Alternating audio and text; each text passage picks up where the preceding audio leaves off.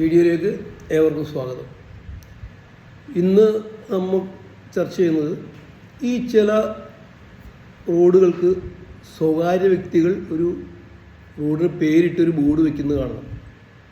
അങ്ങനെ ഒരു കോർപ്പറേഷനോ പഞ്ചായത്തോ അധികാരമുള്ള ഒരു റോഡോ വഴിയോ അങ്ങനെ ഒരു സ്വകാര്യ വ്യക്തിക്ക് ഒരു റോഡിന് പേര് വയ്ക്കാനുള്ള അവകാശം ഇല്ല.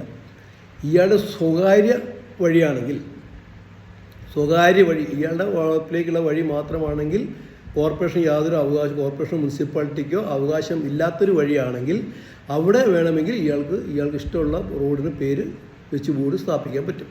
എന്നാൽ കോർപ്പറേഷൻ്റെയോ പഞ്ചായത്തിൻ്റെയോ ഉടമസ്ഥതയിലുള്ള വഴിയിൽ ഒരു സ്വകാര്യ വ്യക്തിക്ക് അയാളുടെ ഇഷ്ടപ്രകാരം ഒരു ബോർഡ്, നെയിം ബോർഡ് വെക്കുന്ന, നെയിം ബോർഡ് എന്ന് പറഞ്ഞാൽ ആ റോഡിന് പേര് വയ്ക്കും.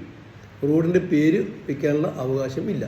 അത് ആ മുനിസിപ്പാലിറ്റിയിലെ കൗൺസിൽ കൂടി ഭൂരിപക്ഷ തീരുമാനപ്രകാരം അംഗീകരിക്കപ്പെടുന്ന ഒരു പേര് മാത്രമേ അവിടെ വയ്ക്കാൻ സാധിക്കുകയുള്ളൂ. അങ്ങനെ ആരെങ്കിലും അങ്ങനെ വെച്ചിട്ടുണ്ടെങ്കിൽ ആ ബോർഡ് സ്വകാര്യ വ്യക്തിയുടെ ചെലവിൽ തന്നെ മാറ്റി വേറെ സ്ഥലത്ത് സ്ഥാപിക്കേണ്ടി വരും, അവിടുന്ന് മാറ്റി കൊടുക്കേണ്ടിയായിട്ടും വരും. ഈ മുനിസിപ്പാലിറ്റിയോ കോർപ്പറേഷനോ വാർഡിൽ തീരുമാനിച്ച് അവർ ഭൂരിപക്ഷ തീരുമാനപ്രകാരം തീരുമാനിക്കുന്ന ഒരു പേര് മാത്രമേ അവിടെ ഒരു ബോർഡായിട്ട് വയ്ക്കാൻ സാധിക്കുള്ളൂ. ആ പേര് വേണമെങ്കിൽ ഇവർക്ക്, ഈ മുനിസിപ്പാലിറ്റിക്കോ കോർപ്പറേഷനോ വേണമെങ്കിൽ വീണ്ടും അതിലും മാറ്റം വരുത്തേണ്ട സമയത്തും ഈ കൗൺസിലിൻ്റെ ഭൂരിപക്ഷ തീരുമാനം ഉണ്ടായിരിക്കണം.